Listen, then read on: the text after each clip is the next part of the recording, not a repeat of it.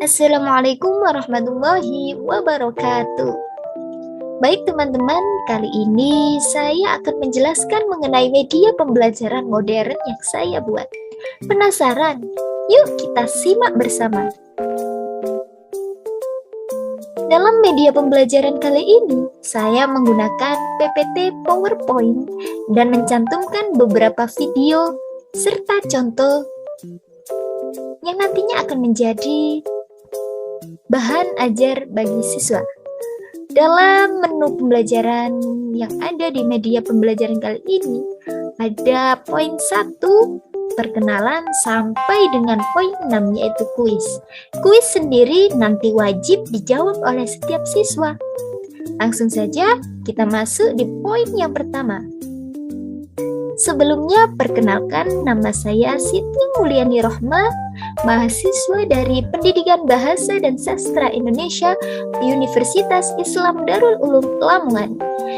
Tujuan pembelajaran pada media pembelajaran kali ini berdasarkan KD 3.13 dan 4.13, yaitu siswa diharapkan mampu menentukan unsur-unsur dari teks puisi, menanggapi unsur-unsur tersebut dengan alasan yang logis dengan bahasanya sendiri, dan mampu menciptakan teks puisi berdasarkan keaslian ide yang didapat dari pengalaman siswa tersebut. Kita kembali ke menu utama. Selanjutnya kita masuk di poin yang kedua, yaitu kompetensi dasar atau KD. Saya menggunakan KD 3.13 dan 4.13. Untuk KD 3.13 ini mengidentifikasi informasi berupa pesan, rima, dan pilihan kata dari puisi rakyat, yaitu pantun, syair, dan bentuk puisi rakyat setempat yang dibaca dan didengar. Sedangkan untuk KD 4.13 menyimpulkan isi puisi rakyat yang berupa pantun, syair, dan bentuk puisi rakyat setempat yang disajikan dalam bentuk tulis dan lisan. Setelah saya memilih kompetensi dasar ini, saya menciptakan indikator yang harus dicapai oleh siswa dalam kegiatan pembelajaran sebagai alat penilaian pembelajaran. Yang pertama, menentukan unsur-unsur teks puisi, kemudian menanggapi setiap unsur dengan alasan yang logis, menentukan struktur teks puisi itu apa saja, kemudian menganalisis teks puisi berdasarkan unsur batin dan fisiknya, menganalisis keterkaitan antara unsur fisik dalam teks puisi, dapat menyimpulkan informasi dari puisi yang didengar atau dibaca, kemudian menyusun kerangka puisi yang mengandung keaslian ide berdasarkan pengalaman dari setiap siswa, dan yang terakhir mengembangkan puisi menjadi teks cerita pendek yang mengandung keaslian ide. Itu tadi KD dan indikator yang saya gunakan. Kita kembali ke menu utama. Selanjutnya, di poin yang keempat ada materi. Dari materi pembelajaran yang ingin disampaikan, saya menjadikannya menjadi 4 poin. Yang pertama ada pengertian, kemudian yang kedua ada ciri-ciri, yang ketiga ada unsur-unsur, dan yang keempat ada jenis-jenis dari puisi. Penasaran seperti apa penjelasannya? Yuk kita lihat dan simak penjelasan berikut ini.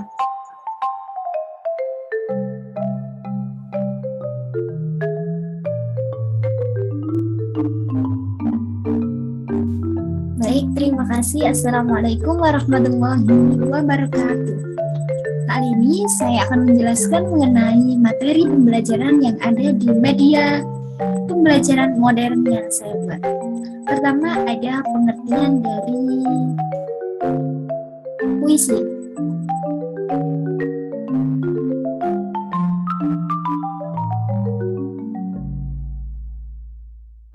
Yang pertama, puisi diartikan sebagai genre karya sastra yang menggunakan kata-kata yang estetis dan berirama. Jadi dalam hal ini, puisi diartikan sebagai karya sastra yang di dalamnya biasanya menggunakan kata-kata yang diperindah atau memiliki nilai estetis dan memiliki irama atau seperti halnya memiliki sajak seperti ABAB atau AABB, AAAA ataupun BBBB. Nah, seperti itu. Untuk yang kedua, itu puisi diartikan sebagai ungkapan hati atau pemikiran penyair mengenai berbagai hal dalam kehidupan ke dalam susunan kata-kata yang padat dan penuh makna.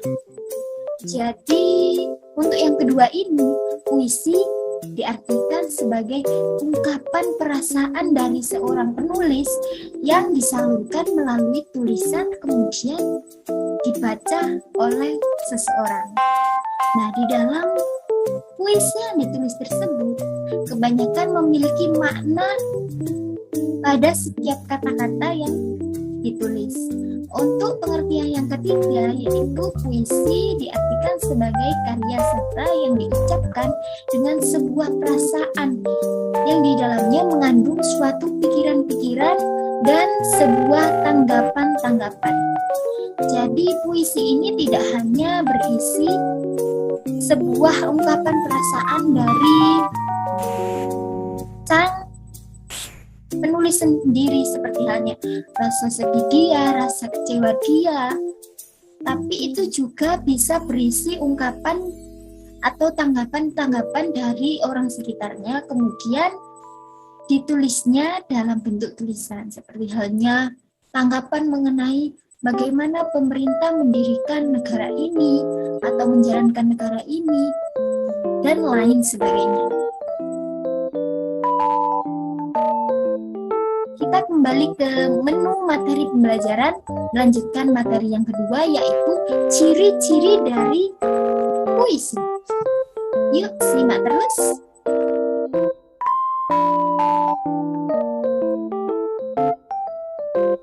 Nah, setelah kita mempelajari mengenai pengertian dari puisi sendiri, selanjutnya kita harus tahu ciri-ciri puisi itu seperti apa. Jadi untuk yang poin A atau pertama, puisi itu biasanya bahasa yang digunakan lebih padat dibandingkan prosa dan drama. Jadi di dalam puisi kebanyakan kata-katanya itu menyimpan arti atau memiliki arti. Kalau kebanyakan prosa ataupun drama itu harus menyertakan semua kata-kata yang diucapkan oleh pemain yang dibuat oleh penulis. Sedangkan untuk puisi ini, kata-katanya itu menyimpan makna atau pengertian tersendiri, jadi dipadatkan. Nah, seperti itu. Untuk poin yang B, puisi terdiri dari satuan sintaksis. Jadi di dalam puisi ini terdiri dari beberapa kata yang nantinya menjadi sebuah kalimat yang enak didengar.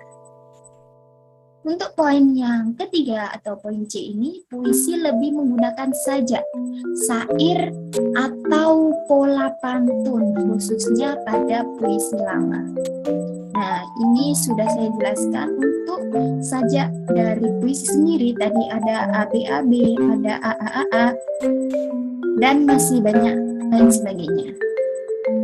Untuk yang poin D ini, puisi memiliki rima atau sajak yang teratur.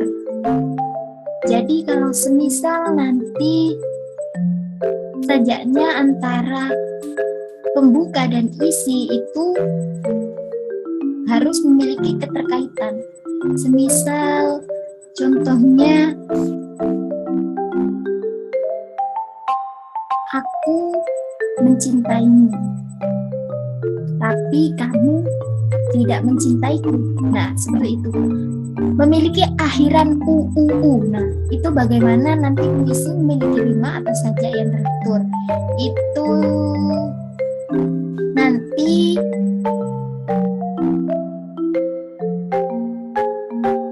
menjadi salah satu ciri dari penulis tersebut.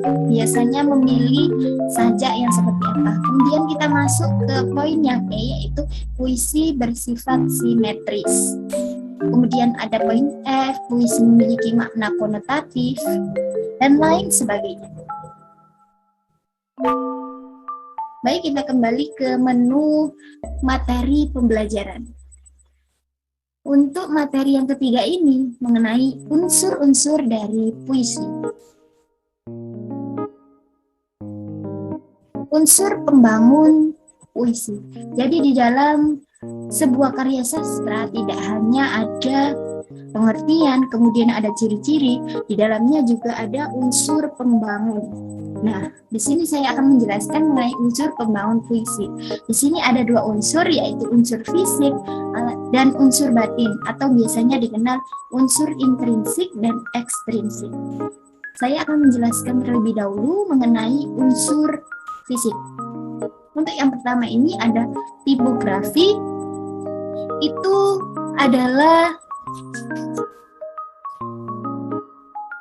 pengaturan baris dan jenis huruf yang biasa digunakan oleh penulis. Jadi penulis ini identik menggunakan pengaturan baris yang seperti apa? Semisal batas tepi kanan kiri, kemudian rata tengah, dan lain sebagainya. Dan huruf biasanya huruf yang digunakan atau font yang digunakan itu font apa? Kemudian untuk diksi yang kedua, diksi sendiri ini adalah pemilihan kata. Jadi bagaimana penulis itu memilih kata yang baik digunakan di puisinya, seperti itu. Untuk yang ketiga itu ada imaji atau citraan, yaitu biasa berisi ungkapan indrawi yang ditangkap oleh si penulis yang ada di kehidupannya, semisal ada di lingkungan sekitarnya dan lain sebagainya. Untuk yang keempat ini ada majas. Majas ini yaitu gaya bahasa. Gaya bahasa yang biasa digunakan oleh penulis ini seperti apa? Contohnya, langit itu sangat indah. Langit itu hidup bagaikan dirimu yang ada di dalam hatiku. Nah, seperti itu. Ada ungkapan-ungkapan gaya bahasa yang ingin dilontarkan si penulis terhadap tulisannya. Kemudian untuk yang selanjutnya ada kata konkret. Kata konkret ini biasa merujuk pada suatu benda yang dapat diraba. Seperti itu. Kemudian ada rima atau irama. Rima atau irama ini biasanya berisi sajak-sajak tadi. Kemudian ada pengulangan kata. Seperti aku mencintaimu karena kamu cantik. Aku mencintaimu karena kamu istimewa. Seperti itu. Ada pengulangan kata-kata tertentu di dalam puisi yang ditulis oleh si penulis. Untuk kemudian itu ada onomatope atau tiruan bunyi, maaf ya. Onomatope atau tiruan bunyi. Jadi biasanya ini identik dengan penulisan di dalam puisi tersebut mencantumkan seperti halnya bunyi tembakan. Ketika kamu menembakku, dor, itu langsung menusuk ke dalam hatiku. Nah, seperti itu. Ada kata dor itu seperti tiruan tembakan, terus kemudian seperti ada tik-tik-tik-tik, bunyi hujan, dan lain sebagainya. Setelah saya menjelaskan mengenai unsur fisik dari puisi, kemudian kita melanjut ke unsur batin. Yang pertama ada tema atau makna. Tema apa yang sekiranya diambil oleh si penulis, kemudian makna dari puisi tersebut yang ingin disampaikan itu apa. Kemudian ada nada, terus rasa ini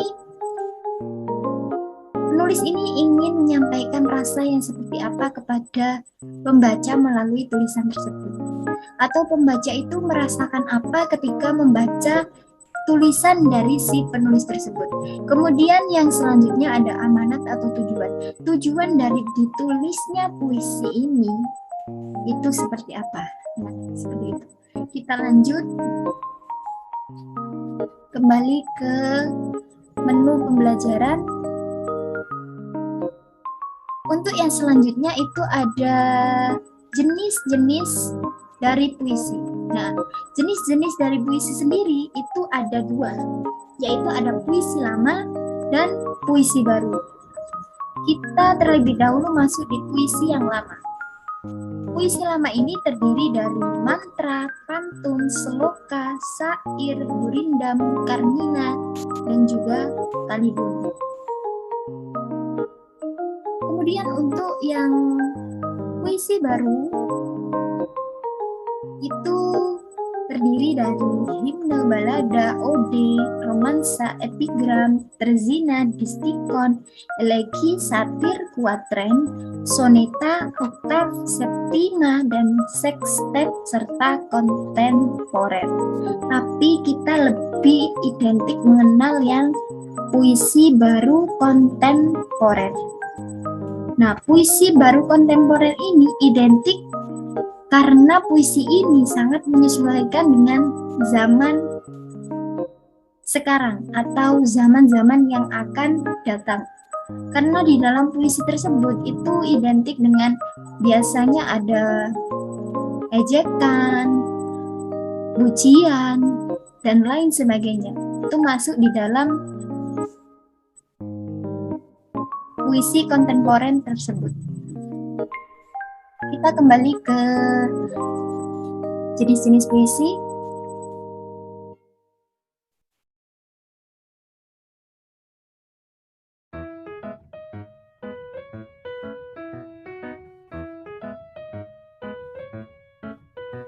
Untuk yang selanjutnya itu setelah saya menjelaskan materi dan kalian sudah mendengar materi yang saya sampaikan, kita masuk di contoh puisi. Nah, ini bisa dibaca. Mari kita dengarkan video berikut ini.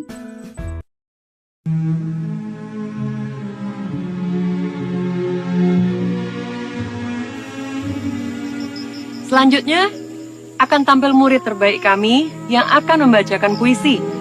Saya panggilkan Salman.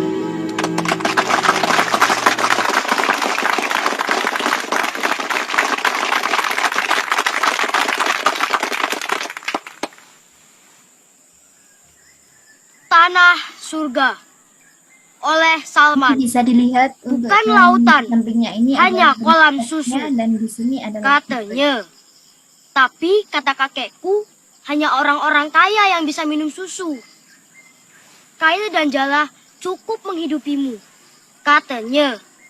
Tapi kata kakekku, ikan-ikan kita dicuri oleh banyak negara. Tiada badai, tiada topan kau temui, katanya. Tapi kenapa ayahku tertiup angin ke Malaysia? Ikan dan udang menghampiri dirimu, katanya. Tapi kata kakek, awas, ada udang di balik batu. Orang bilang tanah kita tanah surga. Tongkat kayu dan batu jadi tanaman, katanya. Tapi kata dokter Intel, belum semua rakyatnya sejahtera. Banyak pejabat yang menjual kayu dan batu untuk membangun surganya sendiri.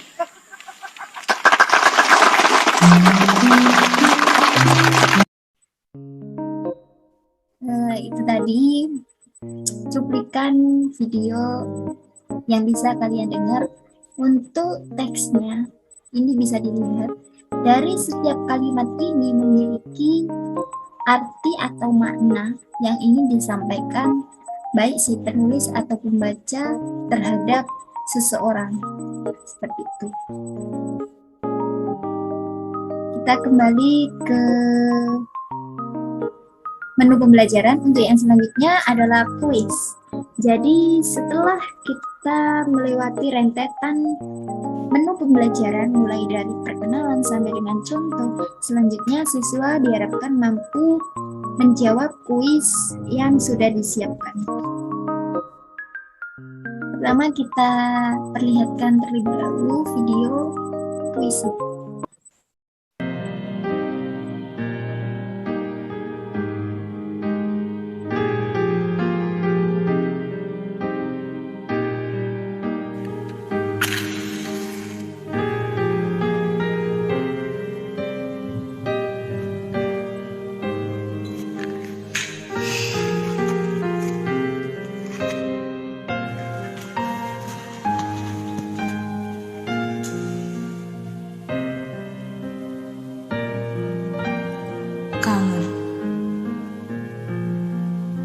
Karya Rendra.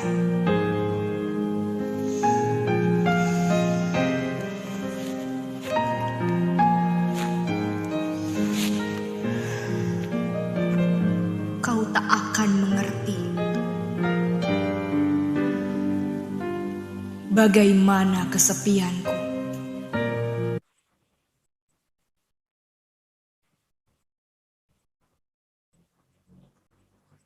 Itu tadi cuplikan mengenai video pembelajaran atau video kuis dari pembelajaran ini. Kemudian untuk selanjutnya itu ada soal yang harus dijawab. Yang pertama, apa amanat yang terkandung dalam puisi Kangen karya W.S. Rendra? Kemudian yang kedua, tentukan suasana, tema, dan makna puisi yang ada dalam puisi Kangen karya W.S. Rendra. Nanti mohon untuk semua siswa itu bisa memberikan jawabannya melalui Google Form yang sudah saya siapkan, dan mohon bisa dijawab dengan benar. Sekian dari saya. Sampai jumpa.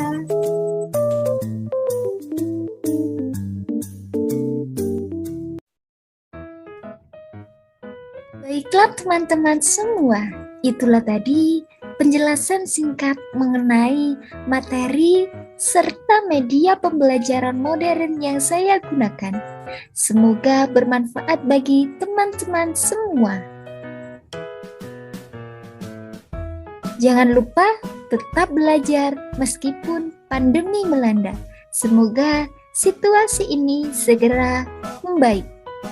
Saya pamit undur diri. Wassalamualaikum warahmatullahi wabarakatuh.